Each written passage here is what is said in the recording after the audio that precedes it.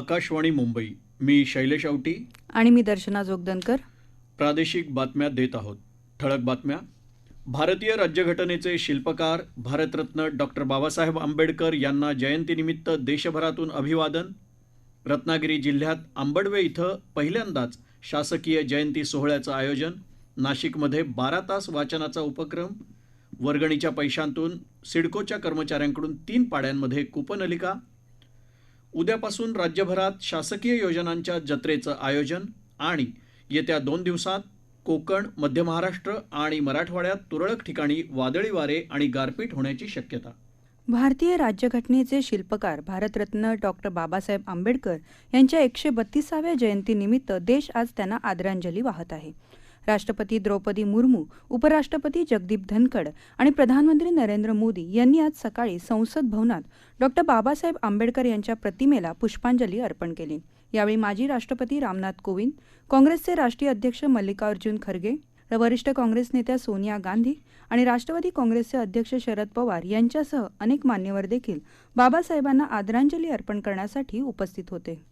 राष्ट्रपती द्रौपदी मुर्मू यांनी आंबेडकर जयंतीनिमित्त जनतेला शुभेच्छा दिल्या आहेत. वंचित घटकांना मुख्य प्रवाहात आणण्यासाठी डॉक्टर आंबेडकर यांनी दिलेला शिका, संघटित व्हा आणि संघर्ष करा हा मंत्र आजही समर्पक आहे, असं राष्ट्रपतींनी आपल्या संदेशात म्हटलं आहे. समाजातल्या वंचित आणि शोषितांच्या सक्षमीकरणासाठी डॉक्टर आंबेडकर यांनी आपलं आयुष्य समर्पित केलं, असं प्रधानमंत्री नरेंद्र मोदी यांनी आपल्या ट्विट संदेशात म्हटलं आहे. पीडित वंचितांच्या कल्याणासाठी स्वतः दुःख सोसणाऱ्या डॉक्टर आंबेडकरांच्या योगदानाचं स्मरण केंद्रीय गृहमंत्री अमित शहा यांनी केलं. सामाजिक न्याय आणि सर्वच पातळ्यांवरच्या सक्षमीकरणासाठी डॉक्टर बाबासाहेब आंबेडकर यांचे विचार नव्या पिढीसाठी प्रेरणादायक आहेत, असे विचार माहिती आणि प्रसारण मंत्री अनुराग सिंग ठाकूर यांनी व्यक्त केले. केंद्रीय सामाजिक न्याय राज्यमंत्री रामदास आठवले यांनी झारखंडमधल्या दामोदर व्हॅली इथं बाबासाहेबांच्या पुतळ्याचं अनावरण केलं.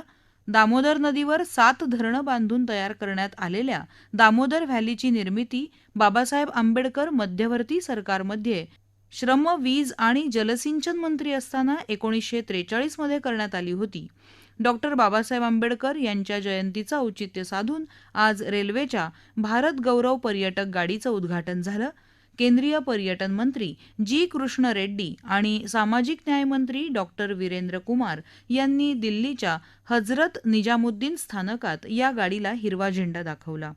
गौतम बुद्ध आणि बाबासाहेबांच्या जीवनकार्याशी निगडित स्थळांना ही गाडी भेट देणार आहे.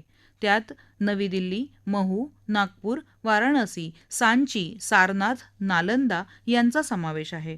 गाडीची क्षमता 600 प्रवाशांची असून त्यात सुरक्षा आणि सोयीच्या दृष्टीनं अद्ययावत व्यवस्था करण्यात आली आहे. राज्यातही भारतरत्न डॉक्टर बाबासाहेब आंबेडकर यांच्या जयंतीनिमित्त विविध कार्यक्रम कालपासूनच सुरू झाले आहेत.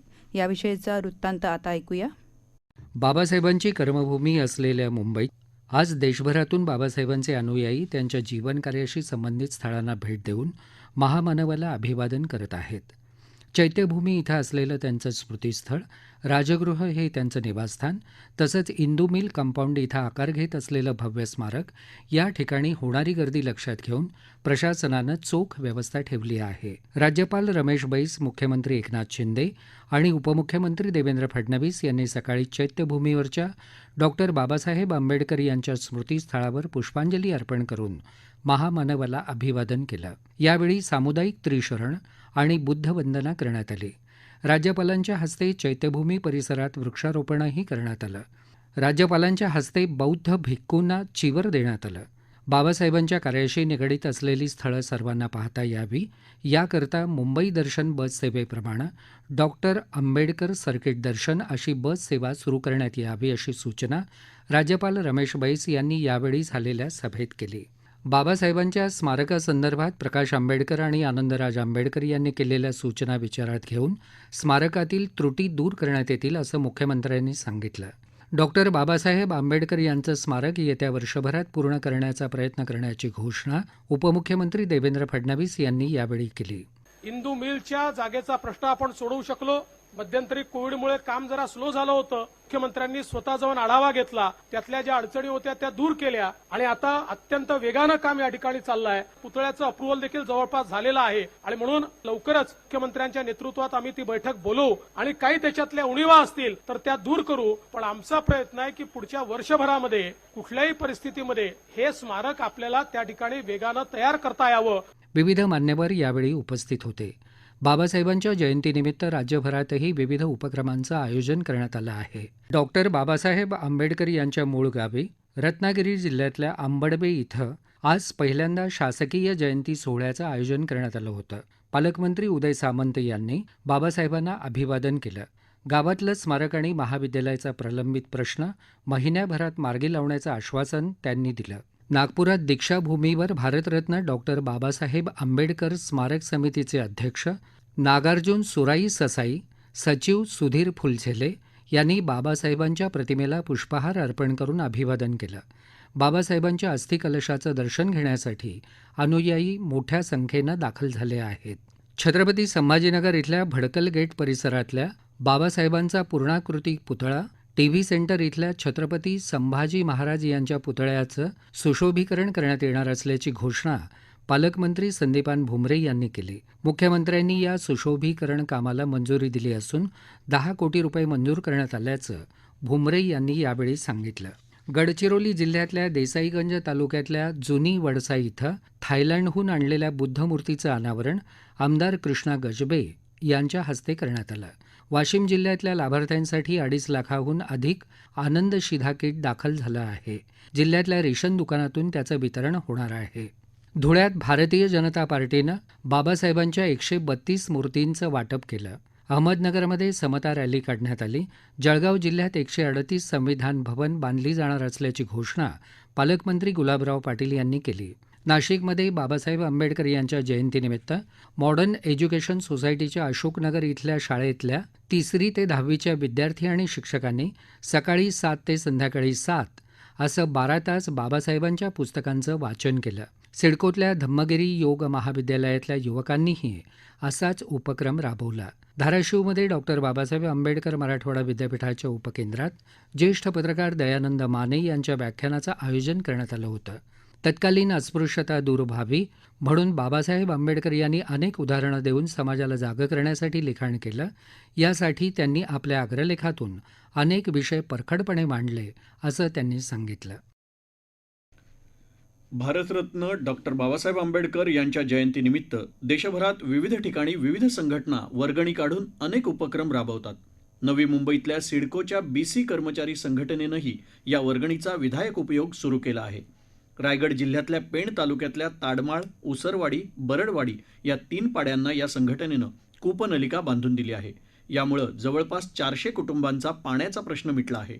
यावर्षीही पेण तालुक्यातल्या 3 गावांमध्ये असाच प्रकल्प राबवला जाणार आहे. सिडको BC कर्मचारी संघटनेचे अध्यक्ष नरेंद्र हिरे यांनी याविषयी अधिक माहिती दिली. ही प्रेरणा आम्हाला डॉक्टर बाबासाहेब आंबेडकर, तथागत गौतम बुद्ध आणि महात्मा फुले यांच्या माध्यमातून मिळालेली आहे. त्यांनी पाण्याची समस्या सोडवलेली आहे. तशीच आम्ही देखील या आदिवासी बांधवांची पाण्याची समस्या सोडवू इच्छितो. आंबेडकर जयंतीनिमित्त जो निधी गोळा होतो त्याचा कुठेतरी विधायक कामासाठी विनियोग करावा हा यामागील उद्देश आहे. पालघर जिल्ह्यातल्या विरार इथल्या कारगिल नगर इथं डॉक्टर बाबासाहेब आंबेडकरांच्या जयंतीनिमित्त काढलेल्या मिरवणुकीदरम्यान विजेचा झटका लागल्याने 2 जणांचा जागीच मृत्यू झाला तर 3 जण गंभीर जखमी झाले आहेत. ही मिरवणूक काल बौद्धजन पंचायत समितीच्या वतीनं रात्री 9च्या सुमारास काढण्यात आली होती. त्यावेळी मिरवणूक ट्रॉलीवर उभे असलेल्या 6 जणांना विजेचा झटका लागला. हा झटका ट्रॉलीवरील झेंड्याच्या लोखंडी रॉडचा स्पर्श ट्रान्सफॉर्मरला लागल्याने ही दुर्घटना घडली, अशी माहिती पोलिसांनी दिली असून या प्रकरणाची नोंद अकस्मात मृत्यू म्हणून करण्यात आली आहे. या प्रादेशिक बातम्या आकाशवाणीच्या मुंबई केंद्रावरून देत आहोत. प्रत्येक जिल्ह्यात किमान 75,000 लाभार्थ्यांना विविध योजनांचा थेट लाभ देणारी शासकीय योजनांची एक अभिनव अशी जत्रा उद्यापासून सुरू होत आहे. 15 जूनपर्यंत चालणाऱ्या या जत्रेत संपूर्ण राज्यभरात 27 लाख नागरिकांना थेट लाभ देण्यासाठी योग्य नियोजन करण्याच्या सूचना मुख्यमंत्री एकनाथ शिंदे यांनी केल्या आहेत. या अंतर्गत वेगवेगळ्या योजनांचा लाभ घेण्यासाठी माहिती मिळवण्यापासून कागदपत्र जमा करण्यापर्यंत विविध कार्यालयात फेऱ्या माराव्या लागणार नाहीत. या जत्रेत एकाच वेळी नागरिकांना विविध शासकीय योजनांचा लाभ कमीत कमी कालावधीत दिला जाणार आहे. मुंबई शहराची लोकसंख्या वाढत आहे. उद्योग विश्व देखील झपाट्यानं वाढत आहे. अशावेळी सर्व प्रकारच्या आगींवर नियंत्रण आणण्यासाठी राज्याला सुसज्ज पुरेसं मनुष्यबळ असलेलं आणि प्रशिक्षित असं आधुनिक अग्निशमन दल असणं आवश्यक आहे, असं प्रतिपादन राज्यपाल रमेश बैस यांनी केलं. ते आज मुंबईत महाराष्ट्र अग्निशमन सेवा संचालनालय विभागातर्फे आयोजित अग्निसेवा सप्ताह आणि अग्निसेवा दिनाचं उद्घाटन करताना बोलत होते. याप्रसंगी राज्यपालांच्या हस्ते मुंबई शहर आणि राज्य अग्निशमन सेवेतल्या 13 अधिकाऱ्यांना आणि जवानांना राष्ट्रपती अग्निशमन सेवा पदकं प्रदान करण्यात आली. तसंच यावेळी अग्निशमन कर्मचारी कल्याण निधी संकलन मोहिमेचीही सुरुवात झाली. दर महिन्याच्या शेवटच्या रविवारी श्रोते ज्याची आतुरतेनं वाट पाहतात तो प्रधानमंत्री नरेंद्र मोदी यांचा सर्वांशी संवाद मन की बात आता शतकपूर्ती करणार आहे. त्यानिमित्त ऐकूया मन की बात मधला एक अंश. अतिथीचं स्वागत ही आपल्या देशाची परंपरा आहे. अतिथी देवो भव हे तत्त्व केवळ माणसांनाच नव्हे तर दूर देशीहून येणाऱ्या पक्ष्यांनाही लागू होतं. थंडीच्या दिवसात देशोदेशीहून भारतात येणाऱ्या पक्ष्यांविषयी प्रधानमंत्र्यांनी 23 फेब्रुवारी 2020च्या मन की बातमध्ये सांगितलं, हमारे पूर्वजों ने हमें जो विरासत में दिया है, जो शिक्षा और दीक्षा हमें मिली है, जिसमें जीव मात्र के प्रति दया का भाव, प्रकृति के प्रति अपार प्रेम, ये सारी बातें हमारी सांस्कृतिक विरासत है. और भारत के इस वातावरण का आतिथ्य लेने के लिए दुनिया भर से अलग अलग प्रजातियां के पक्षी भी हर साल भारत आते हैं. भारत पूरे साल कई माइग्रेटरी स्पीसीज का भी आशियाना बना रहता है. और ये भी बताते हैं कि ये जो पक्षी आते हैं 500 से भी ज्यादा अलग अलग प्रकार के और अलग अलग इलाके से आते हैं.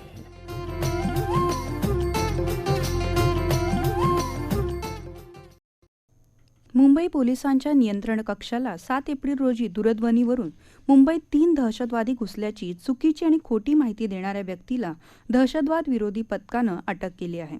अहमदनगर जिल्ह्यातून या इसमाला अटक करण्यात आली असून वैयक्तिक वैमनस्यातून त्याने ही चुकीची आणि खोटी माहिती दिल्याचं तपासात उघड झालं आहे. देशभरातल्या सर्व उच्च शिक्षण संस्थांमध्ये आता विद्यार्थी तक्रार निवारण समितीची आणि विद्यापीठ स्तरावर लोकपालाची नियुक्ती होणार आहे. विद्यापीठ अनुदान आयोगानं या संदर्भातले नियम अधिसूचित केलेत. या नियमानुसार विद्यार्थ्यानं इतर सर्व उपायांचा अवलंब केल्यानंतरच लोकपाल पीडित विद्यार्थ्यांच्या तक्रारीची सुनावणी घेईल. या नियमानुसार प्रत्येक संस्थेकडे असलेल्या ऑनलाईन पोर्टलवर कोणत्याही पीडित विद्यार्थ्याला तक्रार निवारणासाठी अर्ज सादर करता येईल. राज्यात आज कोविड-19च्या 1152 नव्या रुग्णांची नोंद झाली. यामुळे उपचाराधीन रुग्णांची संख्या सुमारे 6000 झाली आहे. 920 रुग्ण काल बरे होऊन घरी गेले तर 4 रुग्णांचा मृत्यू झाला. हवामान. येत्या 2 दिवसात कोकण, मध्य महाराष्ट्र आणि मराठवाड्यात तुरळक ठिकाणी वादळी वारे आणि गारपीट होण्याची शक्यता आहे, तर विदर्भात तुरळक ठिकाणी विजांच्या कडकडाटासह वादळी वारे वाहण्याची शक्यता भारतीय हवामानशास्त्र विभागानं वर्तवली आहे. सातारा जिल्ह्यातल्या काही भागांमध्ये आज दुपारच्या सुमारास मेघगर्जनेसह मुसळधार पाऊस झाला, तर सोलापूरमध्येही गेल्या काही दिवसांपासून वातावरण सतत बदलत आहे. आज सोलापूरचं तापमान 41.6 अंशापर्यंत वाढलं होतं, परंतु सोलापूर शहरामध्ये आणि जिल्ह्यामध्ये काही ठिकाणी ढगाळ वातावरणासह पावसाच्या हलक्या सरी कोसळल्या, त्यामुळे सोलापूरचा पारा 41 अंशांपर्यंत खाली उतरला होता. ठळक बातम्या पुन्हा एकदा. भारतीय राज्यघटनेचे शिल्पकार भारतरत्न डॉक्टर बाबासाहेब आंबेडकर यांना जयंतीनिमित्त देशभरातून अभिवादन. रत्नागिरी जिल्ह्यात आंबडवे इथं पहिल्यांदाच शासकीय जयंती सोहळ्याचं आयोजन. नाशिकमध्ये 12 तास वाचनाचा उपक्रम. वर्गणीच्या पैशातून सिडकोच्या कर्मचाऱ्यांकडून 3 पाड्यांमध्ये कूपन लेखा. राज्यभरात उद्यापासून शासकीय योजनांच्या जत्रेचं आयोजन. आणि येत्या 2 दिवसात कोकण, मध्य महाराष्ट्र आणि मराठवाड्यात तुरळक ठिकाणी वादळी वारे आणि गारपीट होण्याची शक्यता. याबरोबरच आकाशवाणी मुंबई केंद्रावरचं हे प्रादेशिक बातमीपत्र संपलं. नमस्कार.